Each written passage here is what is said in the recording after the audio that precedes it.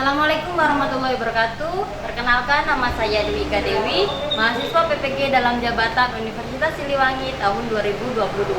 Di sini saya akan mempraktikkan model pembelajaran number head together dengan materi menganalisis teks eksplanasi. Untuk lebih tahu videonya, mari kita simak berikut ini. Assalamualaikum. Waalaikumsalam wabarakatuh. Apa kabar semuanya? Baik. Sehat ya? Alhamdulillah sehat. Oke. Ibu ulang ya. Apa kabar semuanya? Sehat. Loh, suaranya kecil banget ya. Padahal ada berapa orang nih? 50 orang. Coba diulang. Apa kabar semuanya?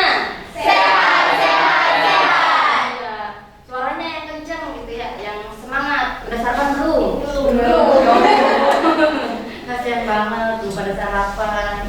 Jadi nanti sarapannya setelah kita belajar. Tapi masing-masing di rumah. Oke. Ya, sebelum mulai pembelajaran kita berdoa dulu ya. Yang mimpin doa boleh Kartika ya. Ibu minta Kartika untuk pimpin doa. Sebelum mulai, mari kita membaca doa. Berdoa mulai.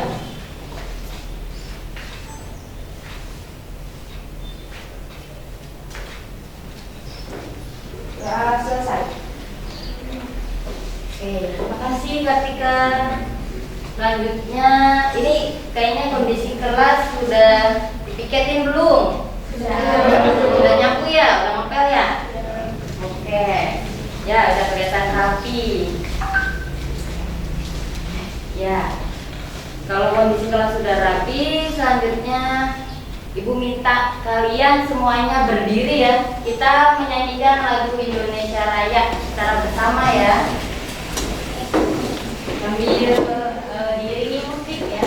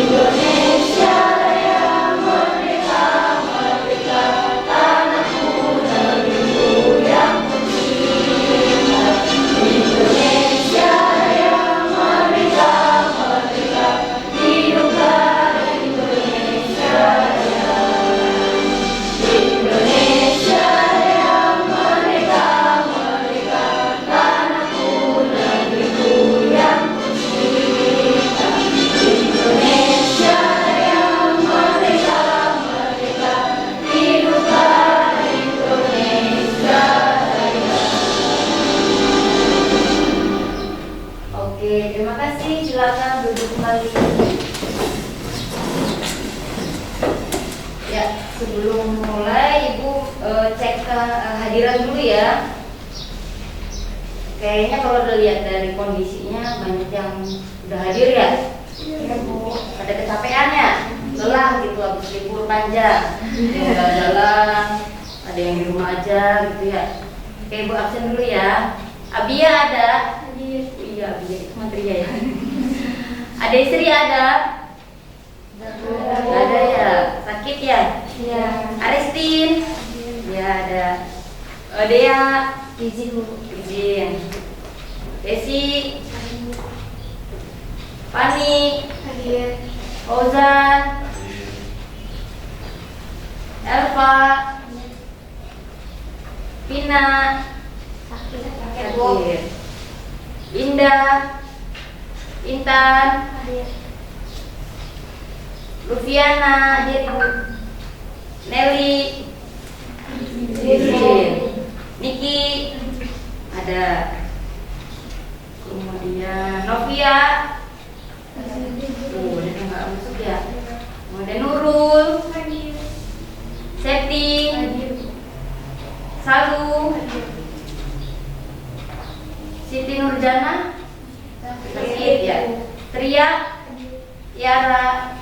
Oke, oh yang tidak hadirnya banyak ya, ada 5 orang. Oke, sekarang kita langsung. Kalian sudah bawa bukunya enggak? Buku tulisnya? Oh ya. Oke, coba dikeluarkan dulu bukunya. Musimnya lagi begini ya, musim hujan, kadang panas, jadi jaga kesehatan. Apalagi waktu itu cuacanya tidak mendukung ya, panas, hujan terus ya. Jadi harus jaga kondisi supaya ketika pas pembelajaran kalian tetap on, ada di sekolah ya. Sudah dibuka bukunya? Oke. Materi hari ini yang akan kita bahas adalah tentang materi tes eksplanasi ya. Ada yang sudah membaca di rumah tentang eksplanasi? Oh, enggak ya. Oke, sebelum lanjut lebih mendalam tentang materi eksplanasi, Ibu ingin tahu lagi, kemarin sebelum libur kita sudah membahas materi tentang apa? Tes apa? Tes prosedur. Iya, betul, Elva. Tepuk tangan dulu buat Elva. Iya, tes prosedur ya? Iya. Tes yang seperti apa itu tes prosedur?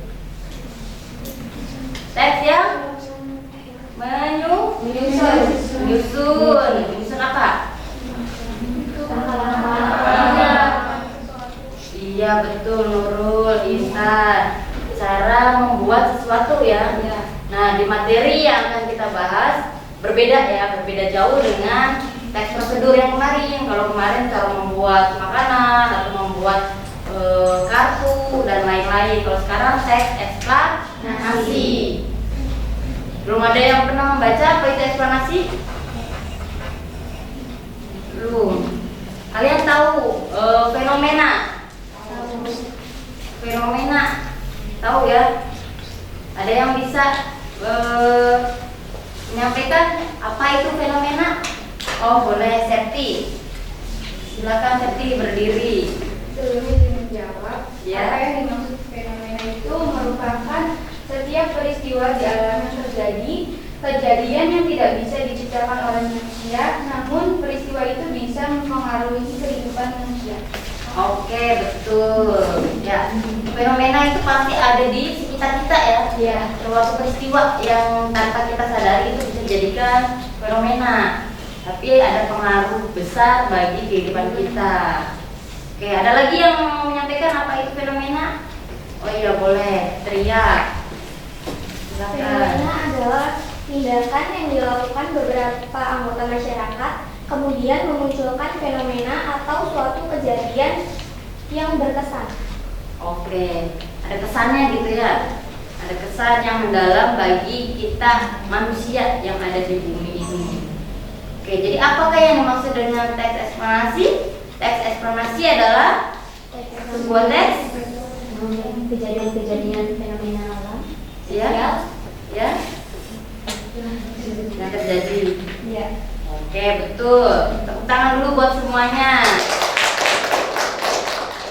Ya, teks eksplanasi adalah teks yang mempelajari atau yang membahas atau menguraikan tentang suatu peristiwa atau kejadian ya, baik alam maupun sosial maupun budaya yang ada di lingkungan kita, yang akan diproses, yang akan dilihat berdasarkan sebab dan akibatnya. Makanya sifat dari eksplanasi itu adalah kausalitas, adanya hubungan sebab dan akibat. Apa yang ditimbulkan dari fenomena tersebut kepada kita manusia yang ada di bumi ini, seperti itu ya. Jadi fenomena itu hal-hal yang sifatnya berbeda dengan kejadian yang biasa. Jadi ada efek memberi pesan atau kesan kepada kita yang merasakannya ya, seperti itu.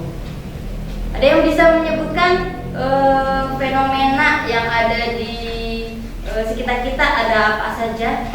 Boleh, Abia, silakan berdiri. Fenomena ada dua, yaitu fenomena alam dan fenomena sosial.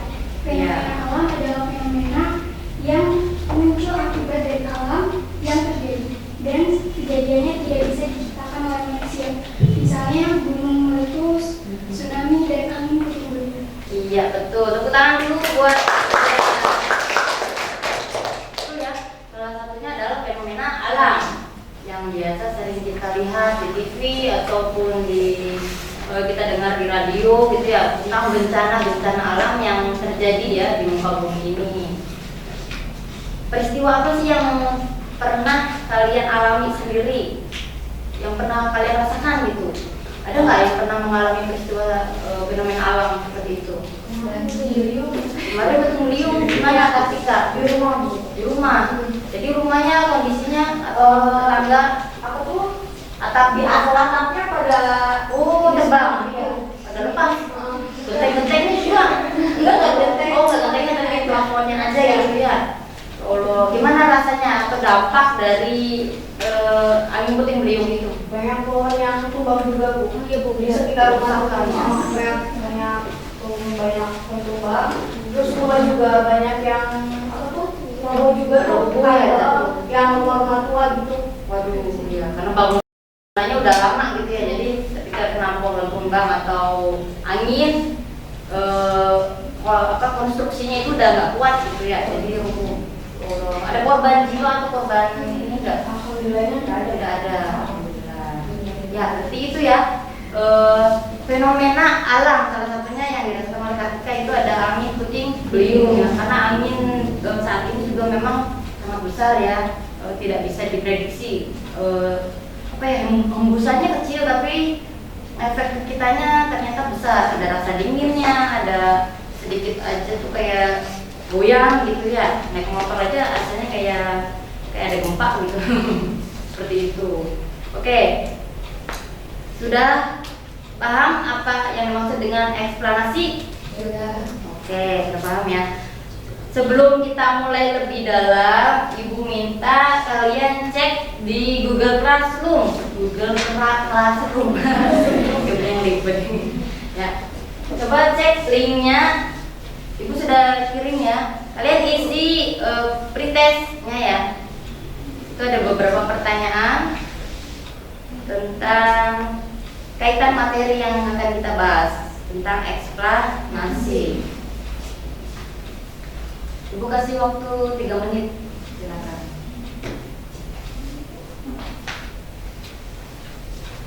Bisa dibuka? Bisa. Iya. Itu linknya. Google Classroom. Yang zamannya kita masih daring. Iya. Masih dipakai ya.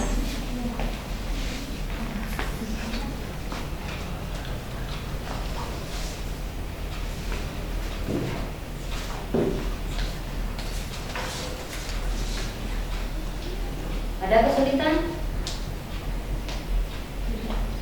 Kuota ada nggak kuota? Kalau nggak ada kuota pakai ini wifi, bisnet ada ya sebenarnya.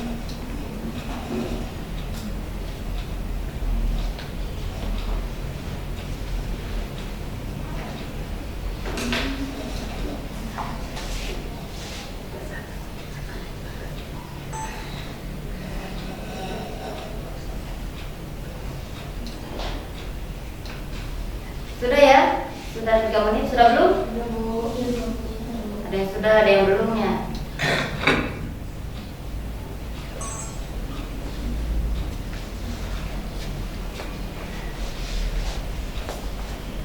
Yang sudah boleh sambil dibaca bukunya, buku paketnya.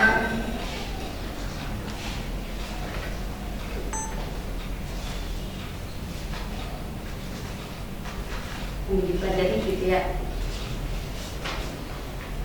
Sudah? Semuanya sudah, oke. Selanjutnya kita akan menyimak satu buah tayangan video ya dari Mentimeter. Kalian ada kuotanya enggak? Ada.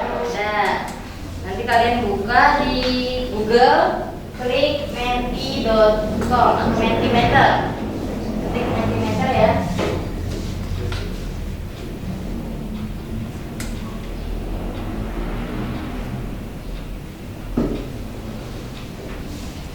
Sambil nunggu kalian mengakses Mentimeter, Ibu mau nanya manfaatnya. Manfaat kita mempelajari materi teks eksplanasi. Ada yang mau menyampaikan manfaatnya? Boleh, Kartika. Berdiri? Ya, boleh berdiri. Ya. Di sini itu kita dapat mengetahui mengetahui manfaat informasi mengenai faktor, penyebab dan akibat dan fenomena alam atau sosial yang terjadi. Oke. Yang lain ada yang mau menyampaikan lagi? Tangan dulu buat Kartika. Ada lagi yang kalian dapat dari pembelajaran ini manfaatnya mempelajari eksplanasi? Ayo, siapa yang mau menyampaikan? Boleh, silakan Elva. Peserta didik dapat menjelaskan informasi secara runtut berdasarkan urutan kejadian dari fenomena alam atau sosial yang terjadi. Oke, betul ya. Jadi Kartika juga sudah menjawab seperti itu. Elva lebih mendetailkan lagi ya. Jadi selain kita mengetahui faktor sebab dan akibatnya, kita juga mengetahui secara kronologisnya begitu ya. Urutan kejadiannya, kenapa bisa terjadinya fenomena tersebut dan apa dampaknya juga bagi kita gitu ya. Tepuk tangan dulu buat. Oke, bagus. Ya. Sudah siap Mentimeternya? Nah, Nah, kita lanjut ya, masuk pakai apa namanya, kode ya, kode aksesnya 1778786 yang ada di sini ya. 1778786 ini yang ada di atas saya ya. Kelihatan? Saya. Oke, kita akan menyimak satu video fenomena yang ada di sekitar kita, yang lebih tepatnya tidak jauh dari kita ya, dalam keseharian, dalam pergaulan dan yang lain-lain. Ya, kalau dalam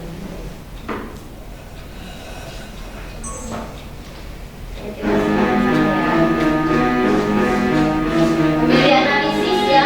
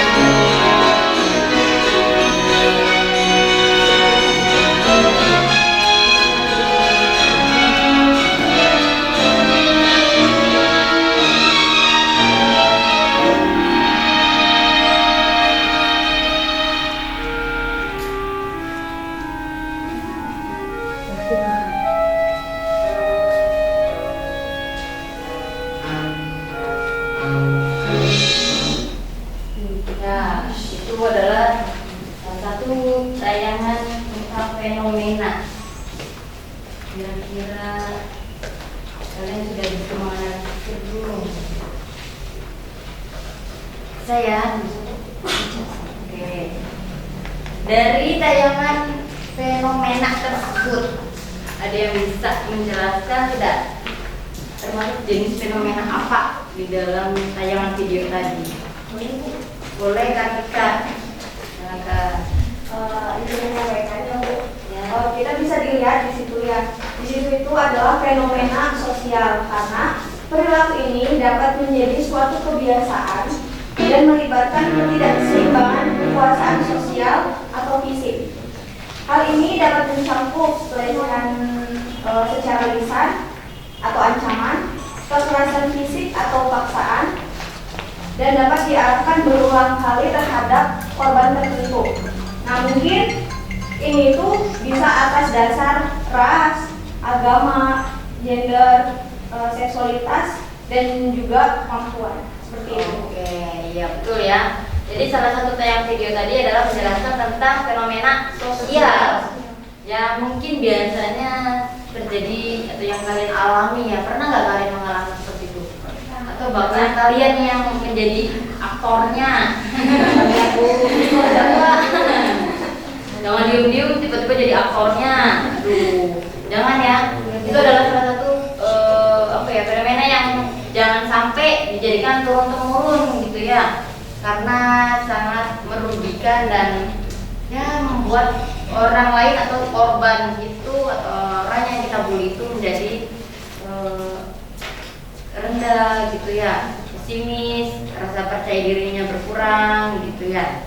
Oke, kira-kira faktor apa penyebab dari terjadinya bullying? Oke, boleh Lufiana, silakan. Faktor penyebab bullying itu umumnya mereka adalah anak-anak yang berani, tidak mudah takut, dan memiliki motif dasar tertentu. Motif utama yang biasanya ditenggerai terdapat pada pelaku bully adalah adanya agresivitas.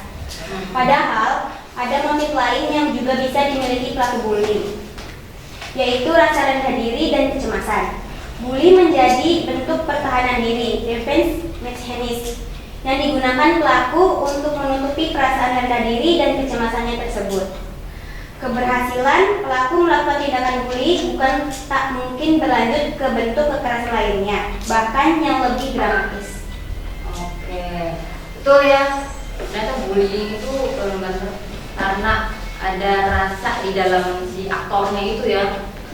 Ya mungkin dia bisa juga dari dulunya salah satu korbannya ya, jadi ingin membalas dendam. Betul ya? Bisa dipahami? Bisa.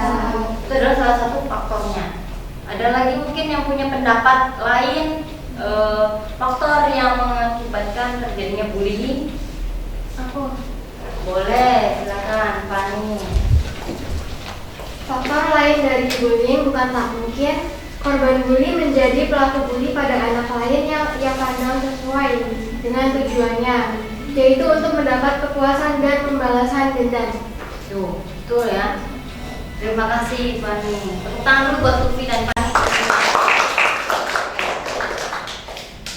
Dari tayangan tadi benar-benar sangat ini ya, apa namanya? Efek nggak ke kalian? Ternyata bullying itu besar banget ya, dan banyak jenis bullyingnya gitu ya. Secara tanpa kita sadari ya, dengan bahasa kita yang mungkin bercanda tapi berkesan ke orang lain atau lawan bicara kita ternyata itu membuli, membuat mental mereka jadi jatuh atau jadi minder gitu ya, rasa percaya diri berkurang. Itu ya bisa juga salah satunya. Kemudian ada juga yang mungkin merasa punya kekuasaan gitu ya, merasa dirinya itu mampu dan percaya diri tinggi, jadi suka membuli orang-orang yang pendiam, yang ya tidak pernah bergaul gitu. Jadi seenaknya menindas dengan kata-kata, dengan perilaku. Itu adalah salah satu bentuk bullying juga gitu ya. Oke, ada lagi? Ya, boleh. Apa lagi? Siapa namanya? Intan. Adapun faktor lain penyebab dari bullying itu karena perbedaan ras, agama, kemampuan sosial, bahkan pelaku tidak suka dengan korban sehingga dijadikan korban. Ya, bisa juga gitu ya. Terima kasih Intan. Bagus ya jawabannya. Kadang gitu ya, kita nggak suka gitu sama orang itu. Kita mempengaruhi orang lain atau teman-teman yang lain ya untuk tidak suka dengan orang tersebut. Ada nggak kayaknya di kelas nih? Ada kayaknya ya. Ada di pasti tapi tidak terlihat gitu ya. Ada tuh yang kayak gitu, itu termasuk salah satu bullying ya. Itu tidak dibenarkan, itu juga tidak dibaguskan ya. Itu adalah salah satu kekerasan mental ya. Karena kita mempengaruhi orang lain untuk bersikap buruk pada orang lain itu, dalam agama juga ada ya, kita tidak boleh seperti itu, tidak boleh suudzon, tidak boleh menyebarkan fitnah atau hal-hal yang menjelekan orang lain. Belum tentu orang yang kita jelekan itu jelek ya. Apalagi diri kita sudah benar belum ya menjelek-jelekan orang. Padahal diri kita juga banyak kekurangannya. Jadi kita tidak boleh merendahkan orang lain, baik dari tadi ras ya, agama. Mungkin di sini kalau di kelas ada yang non muslim ya, tidak boleh dibully karena dia beda sendiri misalnya. Itu tidak boleh, itu salah satu jenis bullying ya. Kemudian ada lagi dari sosial, ada yang kaya, ada yang miskin ya. Itu tidak boleh membedakan dari status sosial ya. Karena itu kan kekayaan orang tua ya, bukan punya kita. Kalau dari kita sendiri kan kita belum punya apa-apa. Jadi tidak boleh membanggakan diri dan merendahkan orang lain. Oke, itu adalah faktor penyebab dari bullying ya. Kira-kira dampak dari tadi bullying atau fenomena sosial tadi ada nggak? Oh iya, boleh. Siapa namanya Niki ya? Oke. Dampak atau akibat dari bullying adalah korban pun bisa merasa depresi dan merasa tidak nyaman setiap berada di sekolah. Lalu korban juga mungkin sekali menyimpan dendam atas perlakuan yang ia alami. Iya betul banget ya. Kadang orang yang dibully itu mukanya sih biasa aja gitu ya, tapi hatinya itu sedih, menangis karena dia tidak mau memperlihatkan ke teman-teman, tapi di dalam hatinya dia punya dendam, punya kekesalan pada orang-orang yang meledeknya itu, menertawakan, membicarakan di belakang ya. Jadi bisa jadi timbul dendam dan benar-benar sampai kapanpun akan diingat dan dikenang gitu ya peristiwa yang dia alami. Tidak baik ya, benar-benar menjadi penyakit hati nantinya ya. Kalian juga yang aktor bullyingnya akan punya rasa bersalah ya kalau sudah dewasa atau sudah besar nanti. Oh iya dulu saya pernah begini, saya punya salah, pasti menyesal nantinya. Kalau yang punya kesadaran, beda lagi kalau yang orangnya mungkin udah cuek dan mungkin karakternya sudah arogan seperti itu ya, pasti akan keras untuk menyadari bahwa tindakan yang dia lakukan itu salah. Tuh, ada lagi dampak dari bullying selain punya rasa, boleh satu. Iya, siap. Dampak dari bullying bagi si korban biasanya akan merasakan banyak emosi negatif seperti marah, dendam, kesal, tertekan, takut, malu, sedih, tidak nyaman, terancam, namun tidak berdaya menghadapinya. Dalam jangka panjang, emosi-emosi ini dapat berujung pada munculnya perasaan rendah diri bahwa dirinya tidak berharga. Iya, betul banget ya. Pernah merasakan dibully? Pernah ya. Apakah seperti itu betul? Iya. Dulu juga ibu pernah ya dibully ya, zaman sekolah gitu. Ngerasa diomongin gitu. Ini bla bla bla bla gitu. Jadi merasa diri kita itu nggak nyaman ya, cemas. Setiap hari kalau mau ke sekolah itu takut ya, was-was. Nanti hari ini ada cerita apa ya? Apa yang terjadi dengan saya gitu ya. Pasti ada kecemasan di dalam diri kita sebagai korban bully. Itu efeknya besar banget ya bagi kita ya. Tidak boleh dan tidak baik pokoknya. Kalian harus jadi orang-orang yang baik, anak-anak yang soleh dan solehah. Pedomannya adalah agama satu itu ya. Walaupun sepintar apapun, sekaya apapun, kalau kita punya agama kita pasti tahu dan bisa menempatkan di diri. Ada lagi dampaknya? Boleh Jessica. Menurut Jessica gimana dampak dari bullying selain kecemasan dan lain-lain? Ada juga dapat menurunkan skor tes kecerdasan dan kemampuan analisis para pelaku bullying. Oh iya betul. Berarti dari aktornya itu ya, dari para pelakunya. Betul sih. Ini belum pernah menjadi aktornya, jadi belum tahu gitu ya. Bisa juga ya seperti itu ya. Jadi ketika si aktornya itu mungkin karena dia fokus menjelekkan orang gitu ya, fokus ngomongin orang, jadi dia tidak bisa memperbaiki diri sendiri, sehingga dalam otaknya, dalam pemikiran itu selalu menjelek-jelekan orang, jadi nggak bisa mengolah kemampuannya untuk meningkatkan diri. Jadi kecerdasannya itu mungkin lama-lama atau lambat laun akan melemah dan berkurang gitu ya. Ya kalau misalnya pisau gitu ya, kalau nggak dipakai dengan yang baik pasti akan tumbuh seperti itu ya. Betul ya. Itu adalah salah satu dampak dari si aktor bullying itu sendiri. Terus sekali tepuk tangan dulu buat semuanya. Sudah paham ya dari analisis fenomena yang tadi ya. Fenomena sosial. Selanjutnya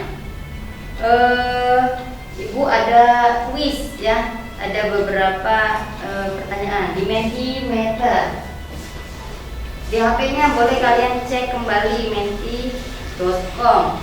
Jadi kodenya kita kan dari yang video tadi, bisa dimulai di on HP-nya. Bisa ya. Coba kalian nanti jawab beberapa pertanyaan dari Mentimeter ya, ada kuisnya di sini. Sudah on ya? Bisa nggak kodenya ini 1777876 yang di atas. Ada kuotanya nggak? Ada. Oke siap. Bisa ya on ya? Oke. Kodenya 1777876.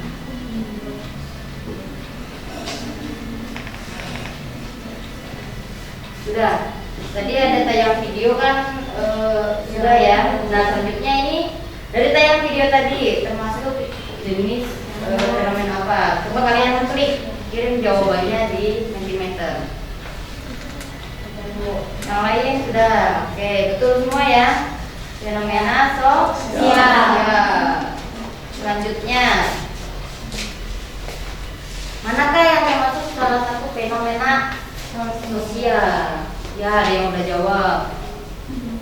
Yang lainnya? Sudah? Baca nggak gambarnya di HP-nya? Baca ya. Yang pertama ada aurora. Yang kedua ada gunung sampah. Yang ketiga ada gerhana bulan. Yang keempat ada petir. Kira-kira yang termasuk fenomena sosial yang mana? Kelihatan banget ya, jelas ya. Kalau bisa jawab kebangetan. Oke, ini udah jawab semua ya. Betul. Itu adalah gunung sampah. Oke. Kira-kira dampak apa yang diakibatkan dari fenomena sosial kebakaran hutan?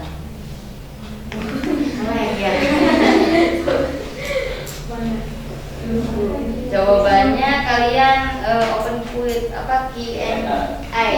Bahasa Inggris itu nggak bisa. Q&A. Answer. Yang gitu. Bisa diketik. Ya.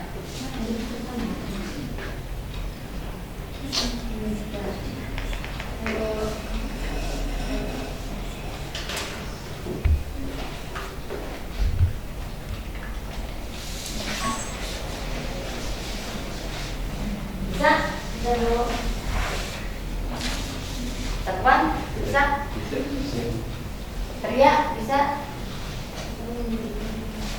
Ya, dampak apa dari fenomena sosial kebakaran hutan? Biasanya Kalimantan gitu ya. Karena kan udah dia kebakaran hutan, kalian udah gede belum ya? masih SD ya. Berapa tahun yang lalu gitu sempat ada ya daerah Aceh. Enggak. Salah satunya adanya kabut asap ya. Jarak pandangnya itu hanya 2 meter, jadi benar-benar gelap situasinya. Silakan kalian deskripsikan dampak dari fenomena kebakaran hutan tersebut. Oke, sudah? Sudah semua ya? Lanjut kita. Ibu minta tolong dulu ke apa ya? Boleh Abia bagikan LKPD gitu ya. LKPD-nya dulu silakan.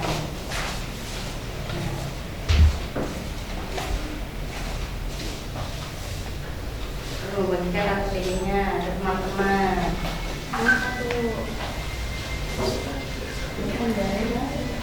Ya. Oke, sudah dapat semua ya, Bu. Nah, di situ ada LKPD, ada beberapa pertanyaan dari tadi ya tayangan video dari Mentimeter. Nah, di sini Ibu setelah udah dapat semua ya LKPD-nya ya, Ibu mau bagi kelompok. Kelompoknya seperti pertemuan kemarin aja ya, biar tidak terlalu lama ya. Oke, silakan kita bagi kelompok, duduknya silakan per kelompok. Oh, berbaris aja boleh, silakan. Yuk, berbaris. Di sini Ibu pakai number head together ya. Jadi setiap anggota kelompoknya akan mendapatkan kepala bernomor. Ya, jadi kalian pakai di atas kepala kalian nomornya ya. Ya. Kalau yang udah dapat silakan kalian pakai.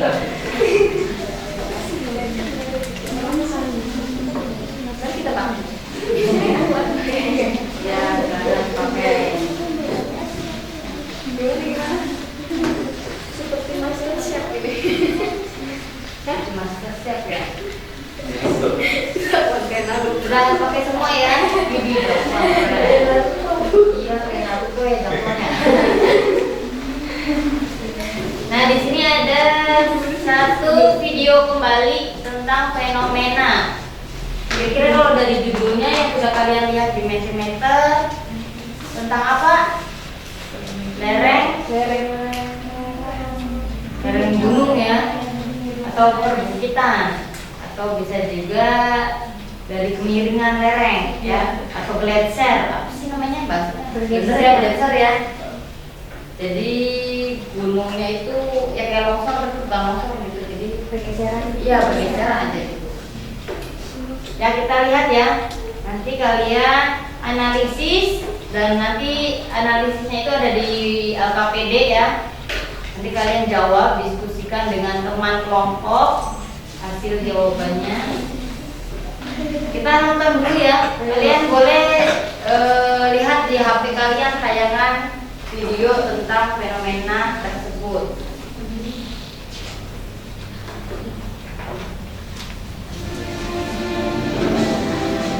Tanah longsor. Bencana tanah longsor terjadi karena adanya gangguan kestabilan pada tanah atau batuan penyusun suatu lereng. Tanah atau batuan ataupun pencampuran keduanya menuruni atau keluar lereng dan kemudian mengubur manusia, rumah, ternak, lahan pertanian, dan apapun yang ada di lokasi tanah longsor. Gangguan kestabilan lereng ini dikontrol oleh kondisi morfologi, terutama kemiringan lereng, kondisi batuan ataupun tanah penyusun lereng, dan kondisi hidrologi atau tata air pada lereng. Meskipun suatu lereng rentan atau berpotensi untuk longsor, dalam kondisi kemiringan lereng, batuan atau tanah dan tata airnya, namun lereng tersebut belum akan longsor atau terganggu kestabilannya tanpa dipicu oleh proses pemicu. Proses pemicu longsoran dapat berupa peningkatan kandungan air dalam lereng, pada lereng akibat gempa bumi, ledakan, penggalian, getaran alat atau kendaraan. Peningkatan beban yang melebihi daya dukung tanah atau kuat geser tanah, pemotongan kaki lereng secara sembarangan yang mengakibatkan lereng kehilangan gaya menyangga. Tanda-tanda utama akan terjadinya tanah longsor adalah muncul retakan vertikal pada tebing, munculnya air tanah secara tiba-tiba, air sumur sekitar tebing menjadi keruh, adanya longsoran berbentuk kecil. Pencegahan bencana tanah longsor dapat dilakukan dengan mengurangi tingkat keterjalan lereng permukaan maupun air tanah, upayakan sistem drainasenya dapat menjauhkan air dari lereng, menghindari air meresap ke dalam lereng, atau menguras air yang masuk lereng dapat keluar dari lereng. Pembuatan bangunan atau tanggul penahan, jangkar atau anchor dan piling. Hindari pembangunan rumah permanen di tebing atau tanah yang tidak stabil. Irigasi dengan sistem drainase yang tepat. Penghijauan dengan tanaman yang memiliki akar kuat, banyak dan dalam. Penutupan rekahan di atas lereng mencegah air masuk secara cepat ke dalam tanah. Dalam beberapa kasus, relokasi sangat disarankan. Waspada ketika curah hujan tinggi. Jangan menggunduli hutan dan menebak pohon sembarangan. Kenali ancamannya, kurangi resikonya. Video ini dipersembahkan oleh Badan Nasional Penanggulangan Bencana. Itu ya, salah satu faktor bisa terjadinya tanah longsor ya, ternyata adanya lereng-lereng yang kurang difungsikan ya, banyak pemanfaatan yang salah gitu oleh manusia ya. Kadang kita bikin rumah di atas tanggul ya, jadi antara lereng dengan lereng gitu ya, jadi itu gundukan gitu. Itu adalah salah satu hal yang salah ya. Oke, di LKPD sudah ada beberapa pertanyaan. Silakan kalian berdiskusi. Boleh duduknya berhadap-hadapan. Itu yang di belakang boleh dulu. Kasih ibu beri waktu 5 menit ya untuk mengikuti LKPD-nya.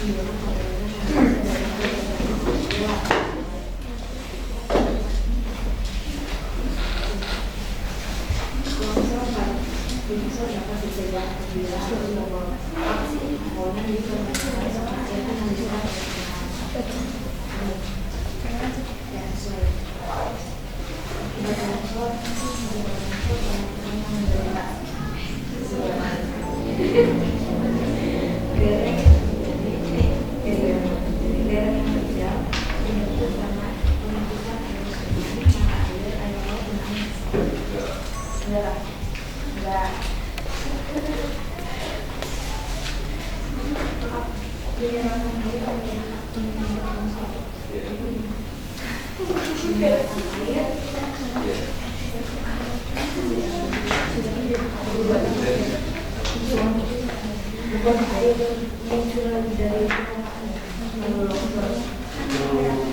masalah?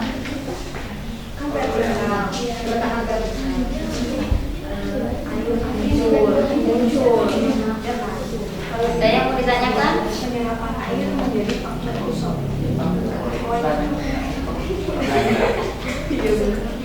Sesuai. Air yang menyerap ke dalam tanah akan menambah bobot tanah. Yesus tidak. Kerugian yang didampak baru adalah segi materi.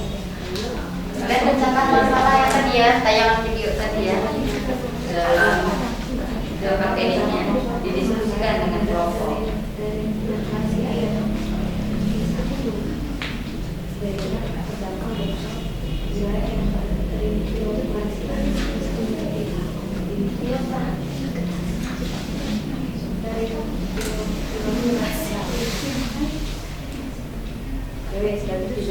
Langsung di situnya aja. Komunitas harusnya ini ada KPD-nya.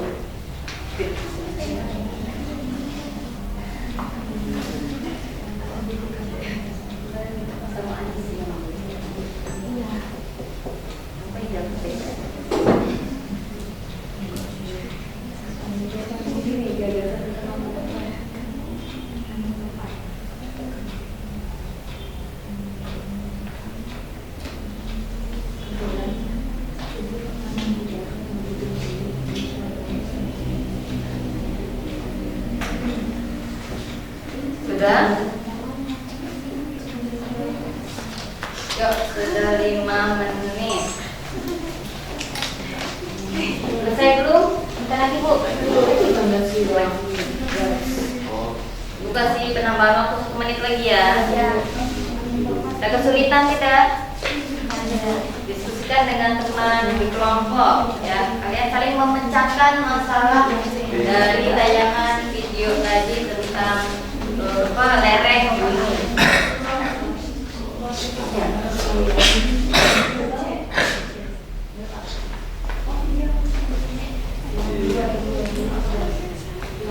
Diskusi dengan teman.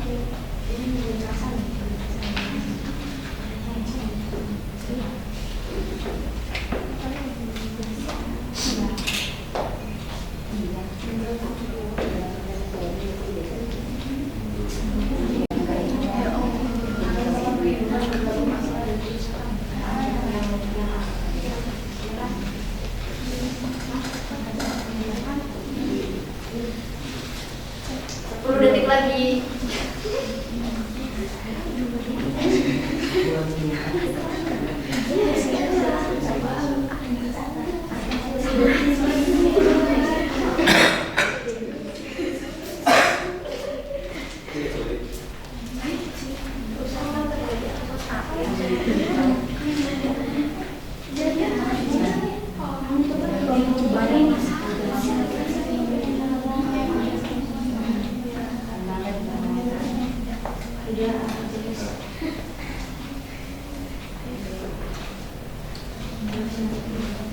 sudah ya, waktunya sudah habis. Sekarang kalian fokus lagi ke depan. KPD-nya boleh nanti dikumpulkan ya setelah pembelajaran. Oke, kepala bersamanya sudah nempel ya? Sudah.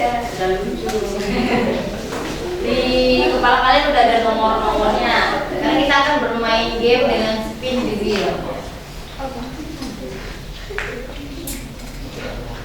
Di sini akan diputar di meter-meter ya, kalian boleh lihat dari HP atau bisa ibu tampilkan di layar. Ada yang mau coba untuk pertama kali memutar spin? Boleh Lutfi maju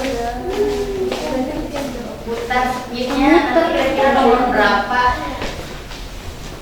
Nanti di sini ada 5 fenomena ya, 5 fenomena yang ada di dalam spin the wheel. Yang pertama ada gunungan sampah atau gunung sampah, kemudian ada hujan, ada kebakaran hutan, gunung meletus, gerhana bulan. Ya, nanti kalian diskusikan ya. Di dalam LKPD juga ada ya di situ ya. Sudah kalian baca, sudah kalian bahas. Nanti di situ kalau sudah tentukan faktor sebab dan akibat dari beberapa fenomena tersebut ya. Nah, gilirannya di sini kita akan bermain tentang spin the wheel ya.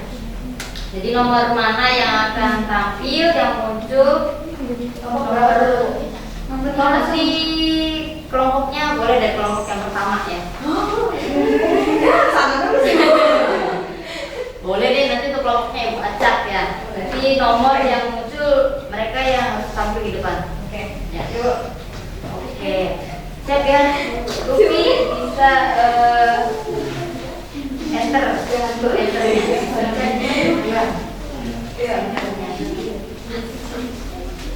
Kira nomor berapa ya yang akan menyampaikan? Kalau nomor 5. Kalau nomor 5 mana? Ayo siap-siap. Kira-kira materi eksplanasinya atau fenomenanya yang mana yang akan dibahas? Nomor 5. Membahas apa tuh? Nomor 5 coba materi fenomenanya apa yang akan dibahas?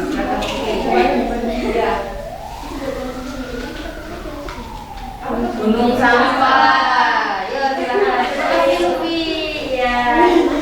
Coba yang angka nomor 5 tiap kelompoknya siap-siap ya untuk mempresentasikan di depan tentang gunung sampah. Siap? Siap. Sudah dibahas kan ya di dalam kelompoknya tadi ya, dalam LKPD-nya ya.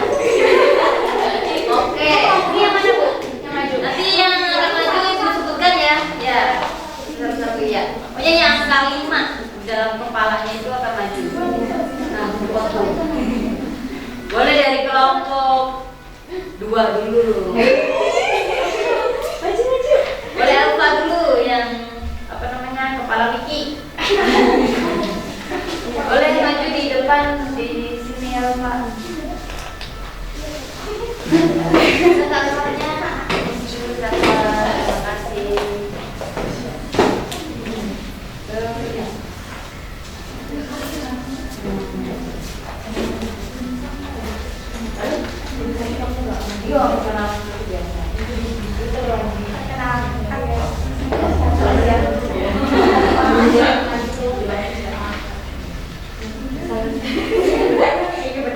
Assalamualaikum warahmatullahi wabarakatuh. Waalaikumsalam warahmatullahi wabarakatuh.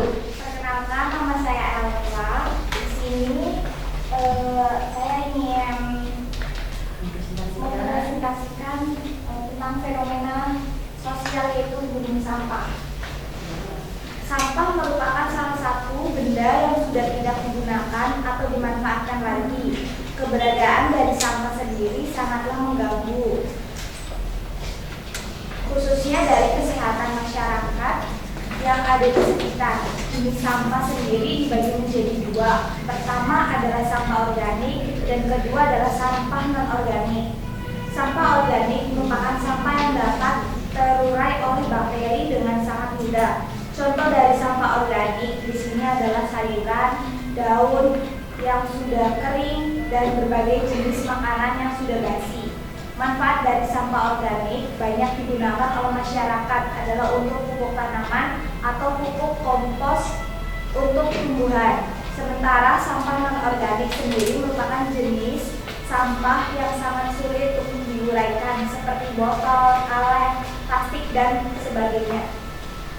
Di antara langkah yang bisa dilakukan untuk bisa mengurangi keberadaan sampah organik adalah dengan melakukan pengolahan atau daur ulang. Benda-benda tersebut dapat dijadikan sebagai barang yang nilai jualnya cukup tinggi. Di sekitar masyarakat, sampah memang menjadi suatu fenomena yang cukup banyak dijumpai. Pada awalnya, sampah-sampah adalah hal yang biasa berserakan di sekitar rumah dan sebagainya. Namun ternyata sampah bisa memunculkan dampak yang cukup besar bagi masyarakat itu sendiri, seperti banjir, longsor, dan juga bisa menjadi sumber penyakit. Sampah yang selalu diabaikan dan menumpuk ternyata bisa menyebabkan bau yang amat tidak enak, sehingga itu akan menyebabkan terjadinya pencemaran udara di sekitar, bahkan bisa menyebabkan seseorang terkena penyakit kronis seperti DBD, asma, dan muntaber. Selain itu, sampah juga dapat menyebabkan beberapa bencana besar seperti longsor dan banjir. Banyaknya sampah yang dilempar atau dibuang ke sungai bisa menghambat aliran sungai, dan seiring dengan berjalannya waktu maka air sungai tersebut pun bisa meluap dan mengakibatkan banjir. Dengan demikian, aktivitas atau kegiatan masyarakat juga akan terhambat. Apabila kamu terbiasa membuang sampah sembarangan, maka bisa menimbulkan dampak yang akan merugikan di kemudian hari. Maka dari itu, sebagai makhluk yang ingin sejahtera, mari menjaga lingkungan sekitar dengan membiasakan diri membuang sampah pada tempatnya. Ini ada salah satu hal kecil yang bisa mengurangi bahaya dari penumpukan sampah. Dan untuk jenis sampah organik, bisa mengolahnya menjadi pupuk, sementara untuk jenis sampah non-organik bisa membuatnya sebagai kerajinan yang memiliki nilai jual tinggi. Terima kasih. Oke, terima kasih. Waalaikumsalam warahmatullahi wabarakatuh. Lanjut ke kelompok 3 ya. Kepala nomor 5 dari kelompok 3, Ibu Dinasawi. Ya. Assalamualaikum warahmatullahi wabarakatuh. Waalaikumsalam warahmatullahi wabarakatuh. Perkenalkan, nama saya Fauzan Ramadhani. Ingin mempresentasikan fenomena sosial gunungan sampah. Sampah merupakan suatu benda yang sudah tidak dimanfaatkan lagi. Keberadaannya sangat mengganggu kesehatan masyarakat di sekitarnya. Sampah terbagi menjadi 2 jenis, yaitu sampah organik dan non-organik.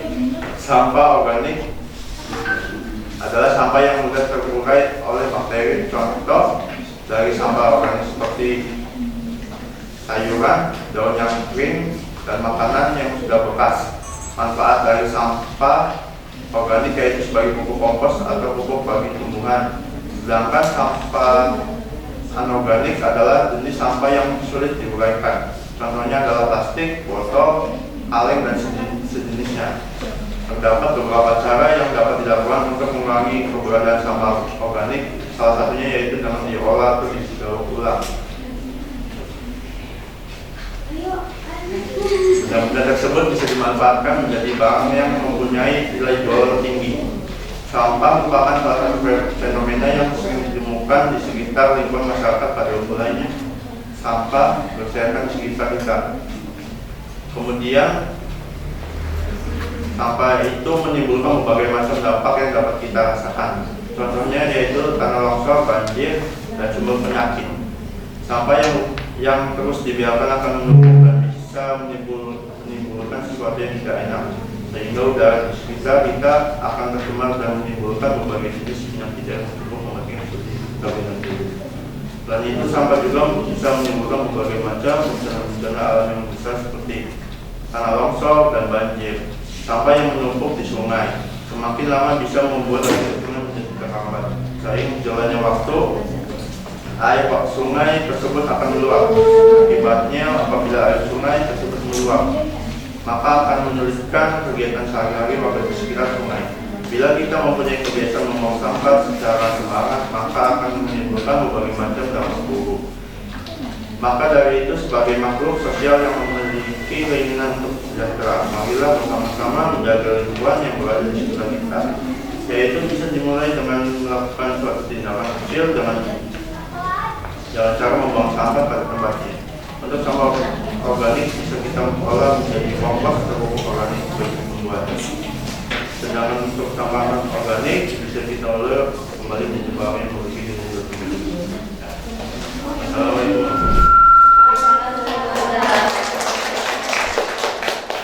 Lanjut dari kelompok 1.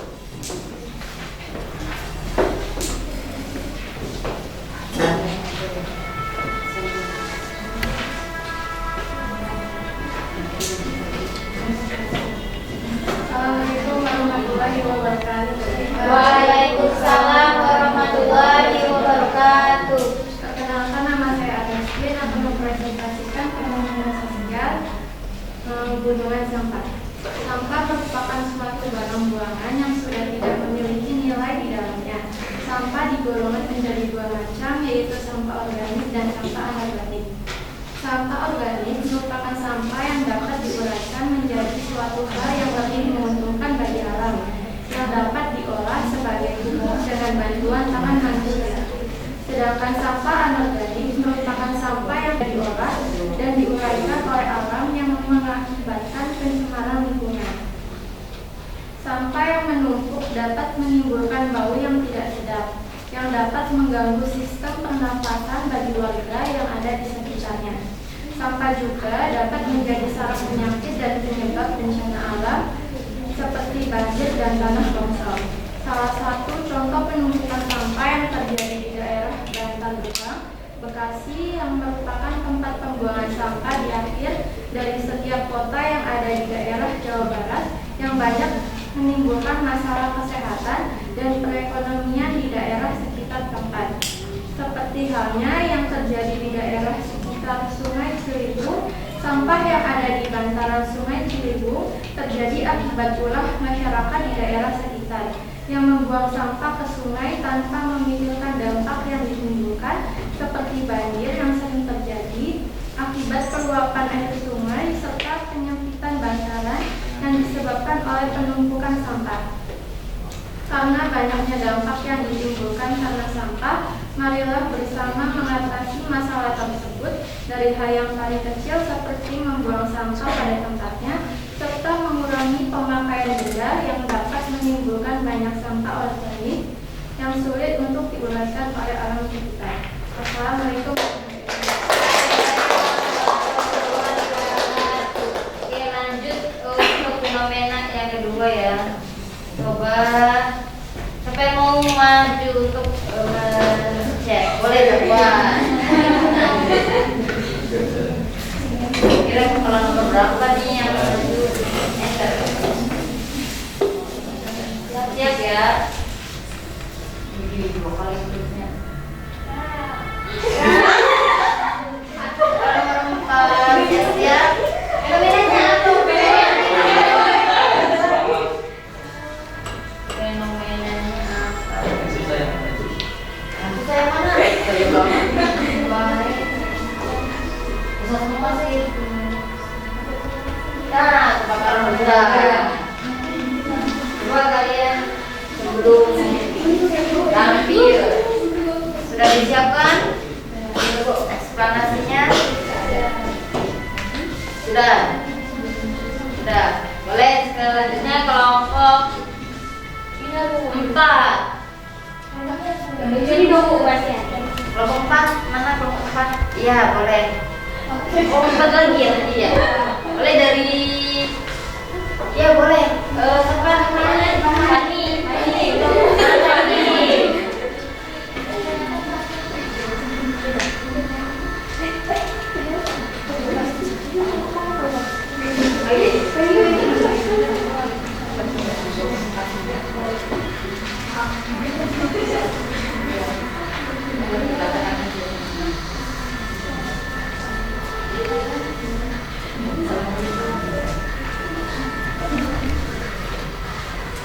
Assalamualaikum warahmatullahi wabarakatuh. Waalaikumsalam warahmatullahi wabarakatuh.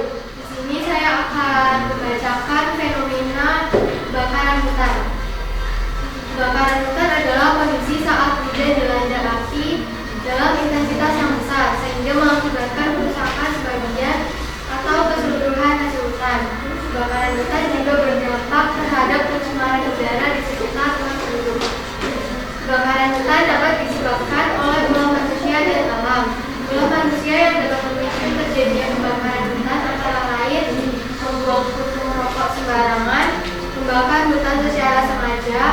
atau lupa mematikan api unggun.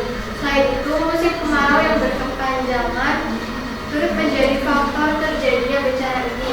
Daun atau ranting pohon yang bergesekan dapat menimbulkan api yang menyebar dengan luas. Hutan merupakan sumber daya alam yang harus kita jaga. Sebagai makhluk hidup yang memiliki akal, alangkah baiknya kita berpartisipasi dalam melestarikan hutan. Dimulai dari membuang puntung rokok di tempat sampah dan mematikan api unggun sebelum meninggalkan hutan. Terima kasih. Wassalamualaikum warahmatullahi wabarakatuh. Selanjutnya dari kelompok 3 ada. Iya. Apa namanya tuh? Desi ya. Iya.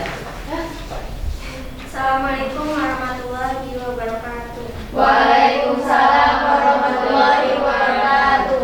Perkenalkan, nama saya Desi Amita. Di sini saya akan membacakan fenomena kebakaran hutan. Kebakaran hutan merupakan peristiwa terbakarnya pepohonan yang berada di dalam hutan. Peristiwa ini dapat terjadi secara sengaja maupun tidak disengaja. Semakin berkembangnya era industrialisasi merupakan salah satu mendasari terjadinya peristiwa ini. Jika kita memperhatikan banyak kasus yang terjadi di negeri ini, dampak yang timbul dari kebakaran hutan tidak hanya dirasakan oleh orang-orang di sekitar kejadian tersebut, namun dapat dirasakan oleh orang-orang yang jauh berada dari hutan. Dampak kesehatan menjadi sangat penting karena banyak orang yang mengalami kesulitan bernafas karena asap yang ditimbulkan. Faktor kesengajaan memang menjadi penyebab utama terjadinya pembakaran hutan. Demi membuka lahan dengan biaya yang murah, banyak pengusaha yang secara sengaja membakar hutan. Sangat disayangkan hal ini dapat terjadi, karena dengan mereka membakar hutan, maka ada banyak kerugian secara ekologis dan kesehatan yang harus dirasakan oleh orang lain. Saat ini, di sebagian besar wilayah hutan Sumatera dan Kalimantan, banyak terjadi kasus pembakaran hutan secara sengaja. Selain karena faktor kesengajaan, kebakaran hutan dapat terjadi karena faktor alami. Musim kemarau yang berkepanjangan menjadikan tanaman menjadi kering yang dapat sangat cepat terbakar begitu ada api walaupun kecil. Peristiwa seperti ini memang sulit untuk diamati, ditambah dengan luas hutan di Indonesia yang teramat luas, membutuhkan biaya yang sangat tinggi untuk bisa memantau kondisi hutan kita. Kebakaran hutan memiliki dampak yang sangat luar biasa bagi masyarakat, terutama di bidang kesehatan. Jika kita telah lebih mendalam, maka perlu diberi tindakan tegas untuk para pelaku pembakaran hutan yang dengan sengaja melakukan hal ini. Rasanya tanpa itu akan sulit untuk bisa mengurangi resiko kebakaran hutan. Sekian dari saya. Kurang lebihnya mohon maaf. Terima kasih. Iya, ya. Terakhir dari kelompok 2. Yuk kita.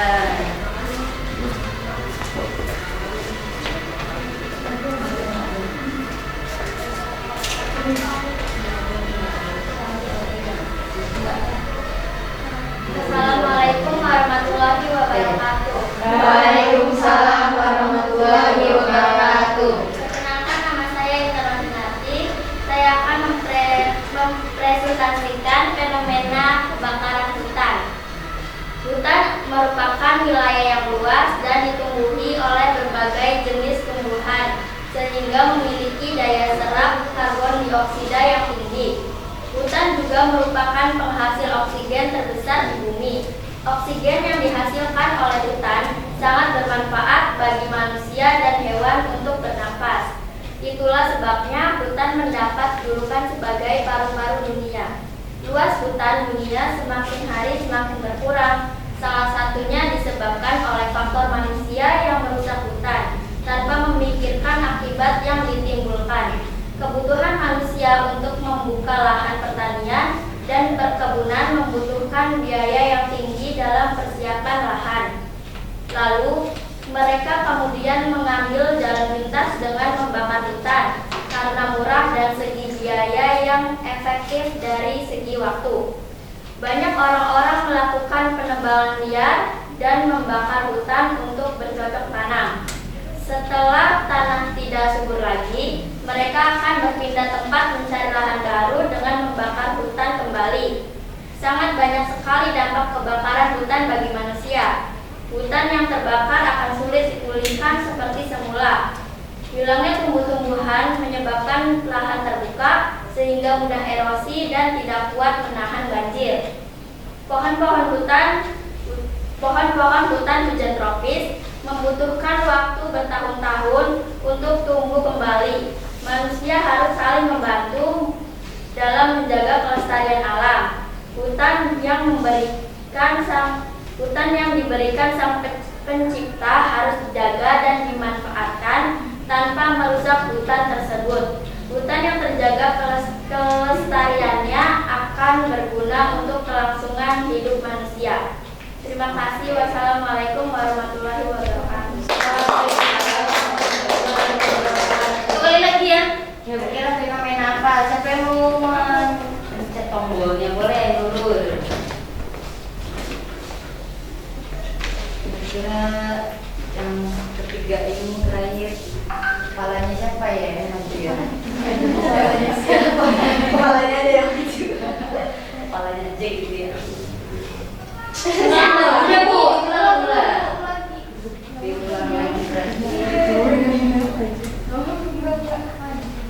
berarti.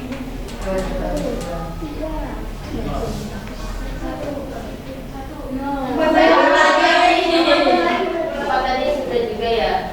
Iya.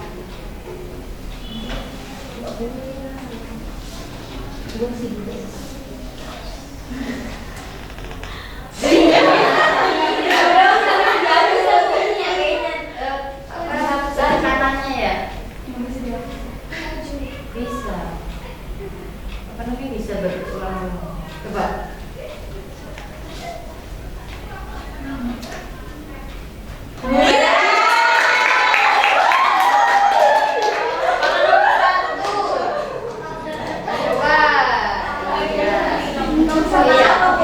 Lanjut materi fenomenanya apa ya? Yang akan dibahas ya.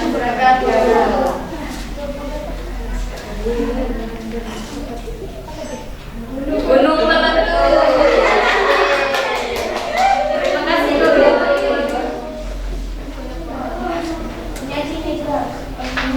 Yuk, siap-siap. Kelompoknya yang pertamanya nomor 1. Kelompok 1. Boleh dari kelompok 1 dulu. Lakuan. Assalamualaikum warahmatullahi wabarakatuh. Perkenalkan, nama saya Muhammad Hanifat. Di sini saya akan mempresentasikan tentang Gunung Meletus.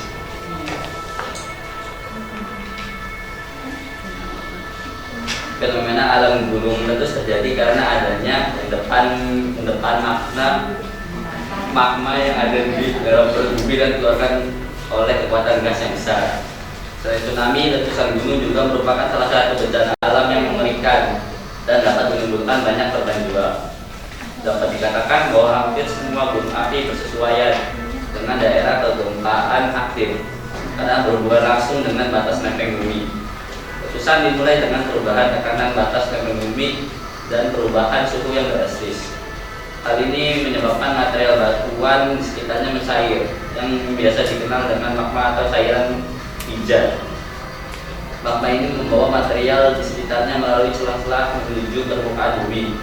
Bahkan pada kedalaman yang relatif dalam, suhu yang sangat tinggi tidak hanya mampu melelehkan magma, tetapi bahkan semua material yang ada di perut bumi. Pada saat itu, gas akan muncul dan bercampur dengan magma. Magma yang keluar saat gunung meletus terbentuk pada kedalaman 60-160 km di bawah permukaan bumi. Kemudian gas yang bercampur dengan magma tersebut berada di bawah tekanan batuan padat di sekitar kawah sehingga tekanan membuat gas dan magma bergerak ke permukaan bumi dan meletus secara bersamaan. Inilah yang menyebabkan terbentuknya lubang utama, tempat keluarnya sebagian besar magma dan material vulkanik lainnya. Ketika semburan telah berhenti, biasanya di puncak gunung akan terbentuk kawah menyerupai mangkuk dan lubang utama terletak di dasar kawah. Letusan gunung berapi dapat menimbulkan dampak negatif dan positif. Dampak negatif yang paling terlihat adalah bahaya bagi manusia dan makhluk hidup di sekitarnya karena mengeluarkan gas beracun, awan panas, debu vulkanik, dan bebatuan. Setelah itu biasanya akan terjadi hujan lahar, kerusakan lahan pertanian, dan perkebunan sesaat setelah erupsi berakhir. Bahkan sejarah mencatat telah terjadi bencana alam letusan gunung berapi yang menewaskan ribuan orang dan menyebabkan iklim di dunia berubah. Sedangkan dampak positif yang dapat dilihat adalah lahan di kawasan gunung api menjadi subur. Material yang keluar dapat dimanfaatkan sebagai mata pencaharian masyarakat, sumber daya air, wisata alam, dan energi panas bumi. Hingga saat ini, gunung berapi masih menjadi hal yang menakutkan bagi manusia karena letusan gunung berapi dapat mengakibatkan terbentuknya pulau dan danau. Bahkan dapat menutupi atmosfer bumi sehingga menyebabkan perubahan suhu yang ekstrim. Oleh karena itu, kita memperhatikan skema peringatan gunung berapi di Indonesia yang diberikan oleh BMKG, sehingga kita bisa menentukan waktu yang tepat untuk mengungsi jika terjadi letusan gunung berapi di daerah sekitar kita. Sekian dari saya. Assalamualaikum warahmatullahi wabarakatuh. Waalaikumsalam warahmatullahi wabarakatuh. Oke, bagus, Zafran. Lanjut dari kelompok 4. Kelompok 3 dulu boleh, silakan. Kelompok 3. Oh iya, safety ya.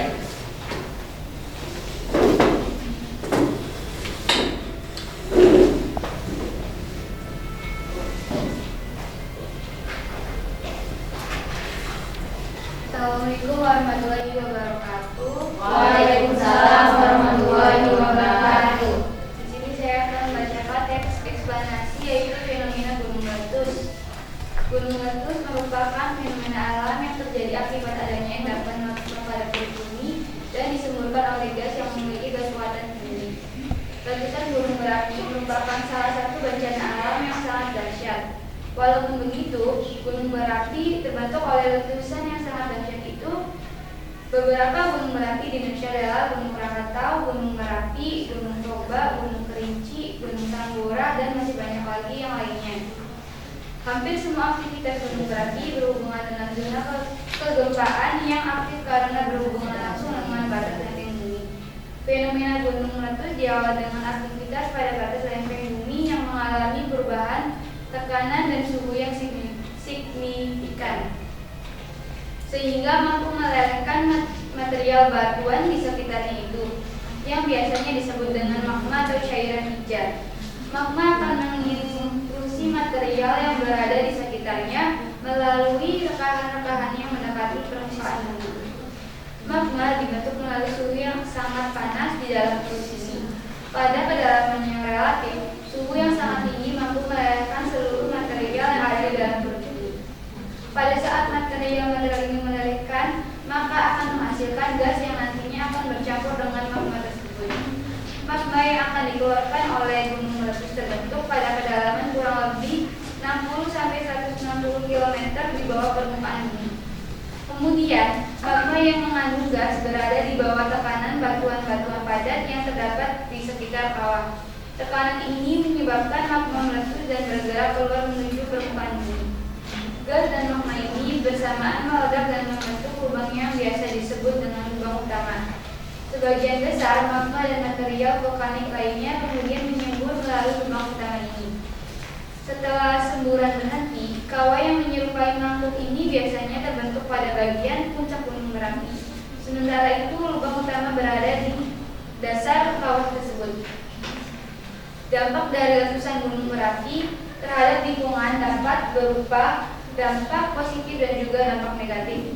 Dampak negatif dari letusan gunung berapi adalah berupa bahaya langsung yang dapat dirasakan oleh manusia dan makhluk hidup yang lainnya, seperti awan panas, gas beracun, debu vulkanik, dan jatuhan piroklastik yang keluar dari gunung berapi tersebut.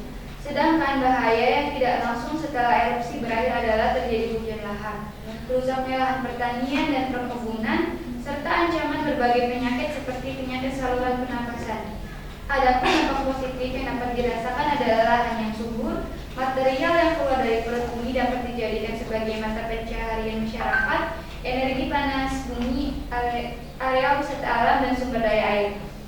Kesimpulan dari contoh teks eksplanasi di atas, yakni sampai saat ini gunung berapi masih menjadi sebuah momok yang mengerikan untuk masyarakat karena kedahsyatan letusan gunung berapi mampu membelah pulau dan membentuk danau.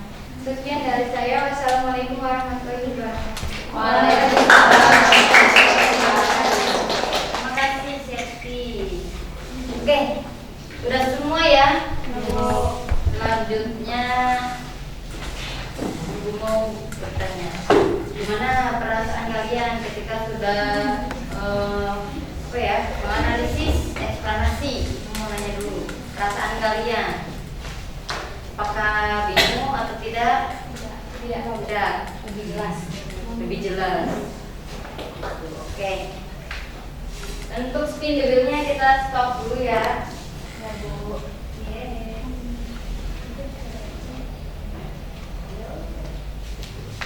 Oke, selanjutnya kita akan bertanya jawab.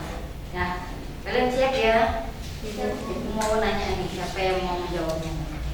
Kira-kira dari hasil yang kalian sampaikan tadi dalam kelompok dan tadi yang presentasi itu, apa sih atau bagaimana cara kalian menganalisis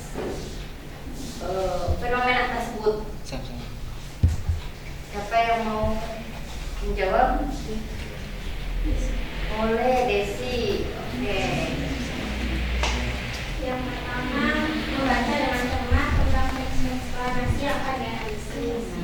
Yang kedua, mengidentifikasi kalimat dalam setiap paragraf. Dan yang ketiga, menamai setiap bagian dalam paragraf. Oke.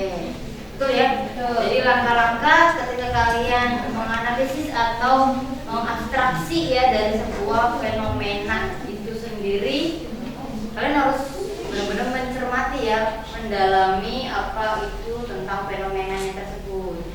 Gimana? Oke, bisa dilanjut ya? Nah, setelah itu, setelah kita mencermati atau mendalami dari fenomena atau peristiwa tersebut, kita langsung melabeli ya, menamai atau apa ya namanya ya, merangkai gitu ya, faktor-faktor penyebab dan akibat dari fenomena tersebut, supaya kita bisa tahu secara utuh bentuk urutan kejadiannya ya, kronologisnya ya, seperti yang tadi yang sudah kalian sampaikan di depan itu sudah sesuai urutannya ya. Ada faktor sebabnya, ada identifikasi masalahnya tadi di awal ada, kemudian ada urutan kejadiannya juga ada, faktor sebab dan akibatnya ada, dan juga kesimpulan atau interpretasinya itu juga ada. Bisa ya pahaminya? Berarti betul ya cara kalian ketika tadi menganalisis tentang eksplanasi atau fenomena tersebut. Lanjut, Ibu mau menanya, kira-kira ciri dari teks eksplanasi yang sudah kalian pelajari itu apa saja cirinya? Boleh, Vina atau Dina? Ada 3 bagian, ada identifikasi fenomena, peristiwa, dan ulasan. Ya, betul. Bisa dijelaskan tidak? Identifikasi? Nah, itu ya, ada 3 tadi ya. Ada identifikasi, ada apa namanya? Peristiwa, kemudian ada ulasan. Ya, seperti yang tadi disampaikan ya. Ketika tadi kalian menyampaikan di depan ada identifikasi, yaitu ada penjelasan ya, penjelasan gambaran umum tentang fenomena tersebut. Seperti yang tadi di spin the wheel ya, ada tentang gunung meletus ya. Apa sih gunung meletus itu, fenomena seperti apa gitu ya. Itu adalah identifikasi. Kalian cari tahu tentang apa definisi ya, definisi atau pengertian atau pernyataan tentang gunung meletus. Itu adalah masih dalam bentuk identifikasi. Setelah itu baru ke tahap yang kedua, yaitu adanya peristiwa atau uraian peristiwa, proses terjadinya. Kenapa bisa terjadinya gunung meletus ya? Kemudian dampaknya apa atau akibatnya apa yang ditimbulkan dari fenomena gunung meletus tersebut. Kalian cari tahu, kalian sampaikan di dalam eksplanasi.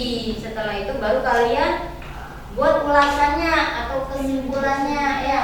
Kalian buat ulasan setelah kalian mengetahui apa itu gunung meletus, kemudian faktor penyebab dan akibatnya apa, setelah terjadinya gunung meletus itu apa, kemudian kalian simpulkan di situ. Ulasan di situ adalah hasil dari pemahaman kalian tentang kronologi dari peristiwa atau fenomena tersebut ya. Jadi fenomena di dunia yang kita alami ini dalam keseharian itu banyak ya, sosial, budaya, politik ya, kemudian apalagi alam, apalagi agama ya, banyak ya. Ternyata yang tanpa kita sadari ya, fenomena itu ada di sekeliling kita dan bisa dicari tahu prosesnya atau faktor sebab dan akibatnya. Oke. Lanjut. Kira-kira dari struktur yang tadi ada yang mau menjelaskan secara mendalam ya? Boleh Fauzan, ya. Kesimpulan dari struktur yang tadi. Ya, yang pertama pengertian atau menjelaskan secara umum tentang fenomena tersebut. Kedua, berisi rangkaian peristiwa yang disusun secara kronologis sehingga bersifat kausalitas.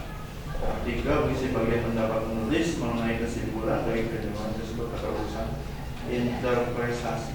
Iya, betul. Itu adalah kesimpulan dari struktur eksplanasi ya. Ada 3 struktur atau 3 tahapan dalam teks eksplanasi. Bisa dipahami ya? Bisa. Bisa, benar. Ada yang ditanyakan? Ada yang ditanyakan tidak? Tidak, sudah paham. Lanjut. Oke. Sebelum ditutup ya, di sini di dalam screen view Ibu ada evaluasi ya. Jadi evaluasi tentang pembelajaran kita hari ini ya. Kira-kira dalam pembelajaran hari ini bagaimana kesan kalian atau proses pembelajaran di sini? Apakah menyenangkan atau tidak? Kalian bisa lihat di dalam Mentimeter kalian cek di situ ada bentuk evaluasi ya dari proses pembelajaran kita hari ini.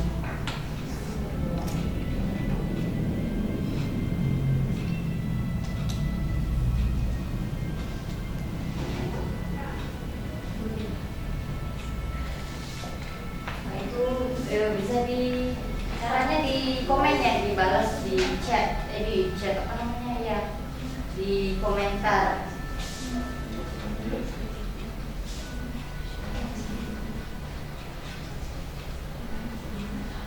Apakah biasa saja atau bagaimana?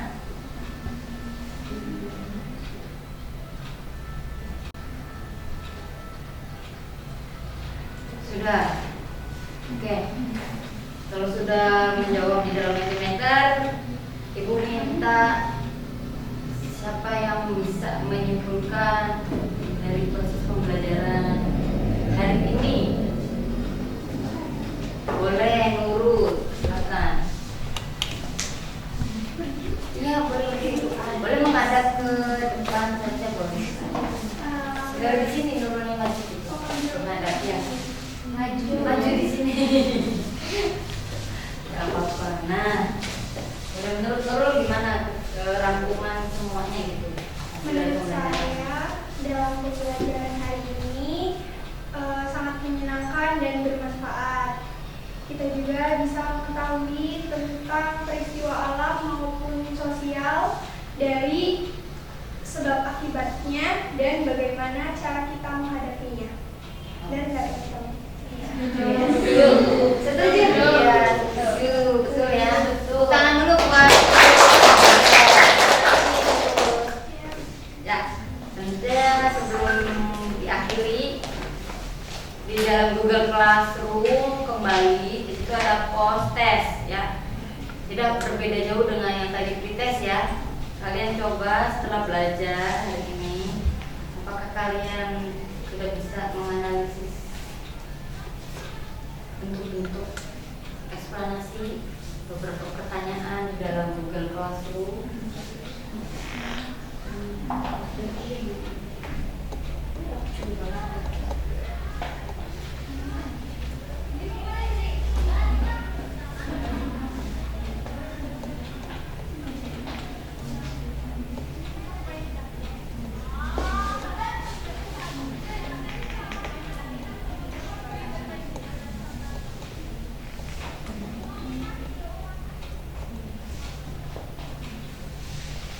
Sudah?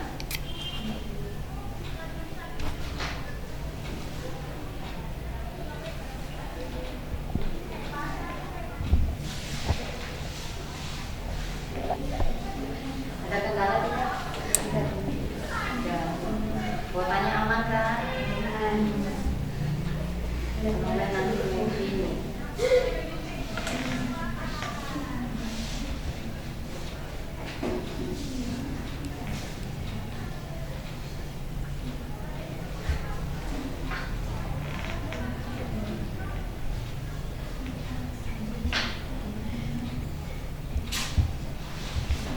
Sudah Bu? Oke. Sudah selesai? Yuk. Kalau sudah selesai, Ibu coba minta kalian di dalam siswanya sendiri ya, kalian sendiri ada yang bertanya, ada yang jawab. Sampai mau mengajukan pertanyaan kepada teman kalian sendiri supaya mengetahui apakah kalian paham atau tidak. Oh, tidak ada yang tidak tuh. Ya, silakan. Kalian diskusikan dulu pertanyaannya apa.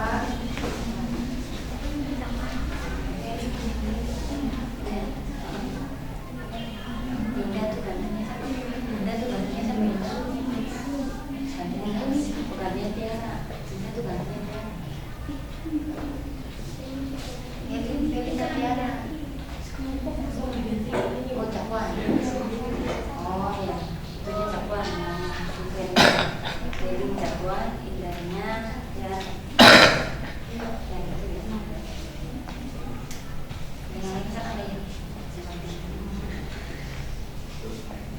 Ada yang mau bertanya?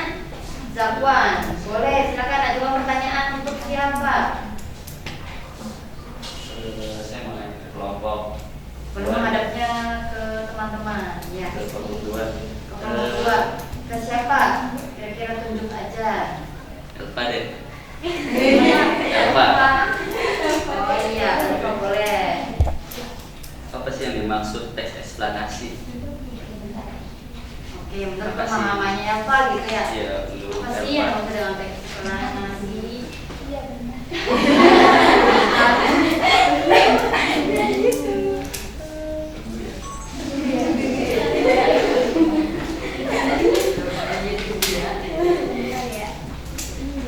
Boleh, silakan Elva. Bahasa sendiri saja boleh ya. Teks eksplanasi. Berdiri aja boleh. Kelihatan. Ini. Boleh di depan deh kan, di depan aja Elvanya.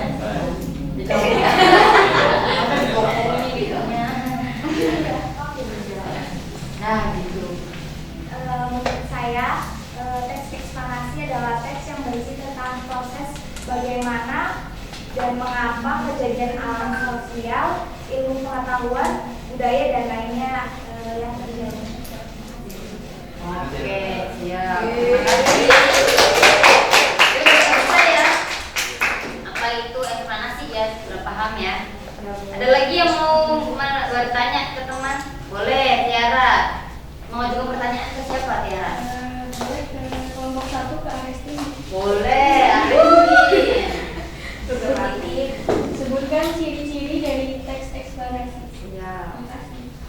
Bisa langsung jawab, Arifin. Oh, bentar dulu. Sekarang dulu itu ya. Ya.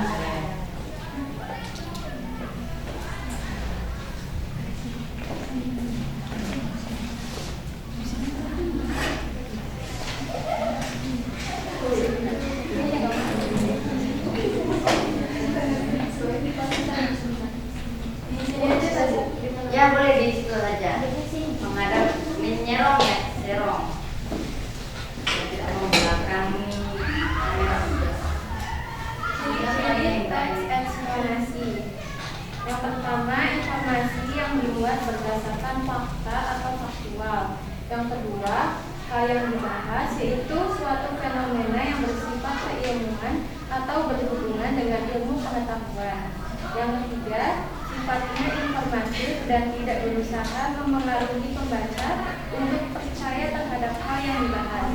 Yang keempat, fokus pada hal umum, bukan partisipan manusia, contohnya tsunami, banjir, gempa bumi, hujan, dan lainnya.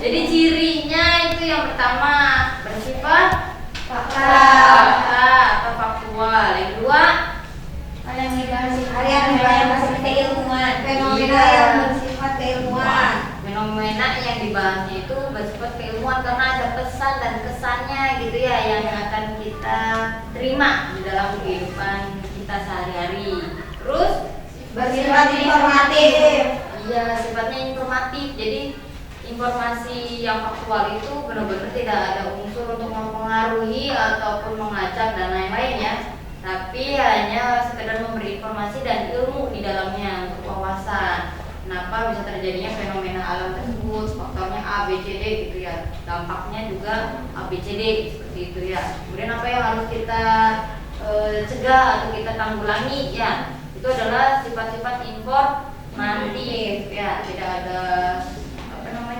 ajakan, seruan ataupun pertanyaan di dalam teks eksplanasi. Itu. Ada apa lagi? Fokus pada hal umum. Ya, fokus pada hal umum ya. Berbeda dengan teks yang lainnya.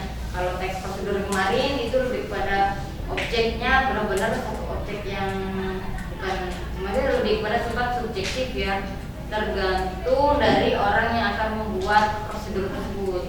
Ya. Bisa memasak, bisa apalagi membuat kartu ya, atau bisa membuat cara pendaftaran ya, atau cara sholat seperti itu kan, itu juga sifatnya lebih kepada objek yang satu gitu ya. Kalau dalam eksplanasi di sini dari beberapa satu tema itu misalnya tadi tentang menuntut, kita bisa melihat dari beberapa faktor ya. Faktor sebab dan akibatnya menurut Badan Meteorologi ya, kemudian dari keilmuan dari ahli di bidang meteornya siapa, atau misalnya di bagian apa ya namanya yang bidang di ahli tentang itunya itu apa gitu ya, bisa dicari tahu tentang itu. Dan juga ditanya dari masyarakat ya, jadi gambaran yang disampaikan atau informasi yang disampaikan oleh orang-orang tersebut atau apa namanya pelaku-pelakunya itu adalah sifat-sifatnya yang umum dan bersifat keilmuan. Jadi ulasan yang disampaikannya itu adalah bersifat umum, kemudian tidak memposisikan pada partisipannya itu ya, itu pada informasi yang disampaikannya itu. Bisa dipahami ya? Bisa, Bu. Oke, sebelum ditutup untuk pertemuan berikutnya ya, boleh kalian sambil beres-beres. Untuk pertemuan berikutnya kita masih lanjut tentang eksplanasi ya. Jadi kalian secara individu di rumah kalian cari satu fenomena ya yang kalian alami, yang benar-benar kalian alami ya, baik fenomena alam, sosial, budaya ataupun yang lainnya ya, yang kalian buat di dalam buku tulis kalian. Ya, nanti kita akan bahas di dalam pertemuan berikutnya mengenai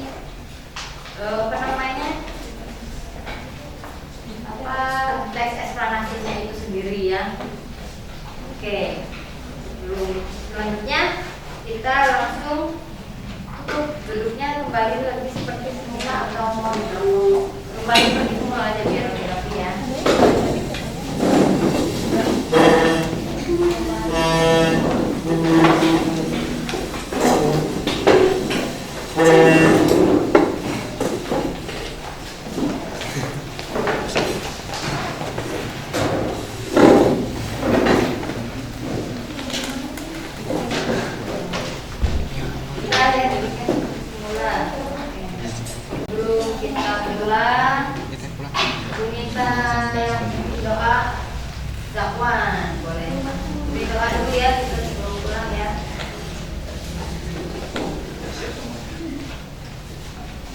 Sebelum pulang, maka baiknya kita membaca doa dan dahulu berdoa.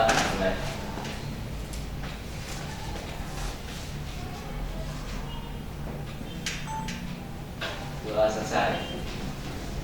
Salam. Assalamualaikum warahmatullahi wabarakatuh. Waalaikumsalam warahmatullahi wabarakatuh. Kita mengakhiri pembelajaran hari ini dengan mengucapkan alhamdulillah. Terima kasih ya untuk semuanya. Sampai ketemu di pertemuan berikutnya minggu depan. Jangan lupa ya PR-nya dikerjakan, teks eksplanasinya dibuat di rumah. Terima kasih ya. Terima kasih Ibu.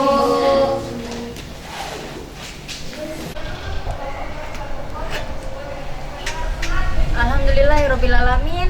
Akhirnya kita di ujung dari pertemuan hari ini, yaitu tentang praktik model pembelajaran nomor Head-to-Together materi menganalisis teks eksplanasi. Semoga dari praktik PPL ini bisa menginspirasi atau menjadi referensi bagi yang lainnya. Terima kasih. Assalamualaikum warahmatullahi wabarakatuh.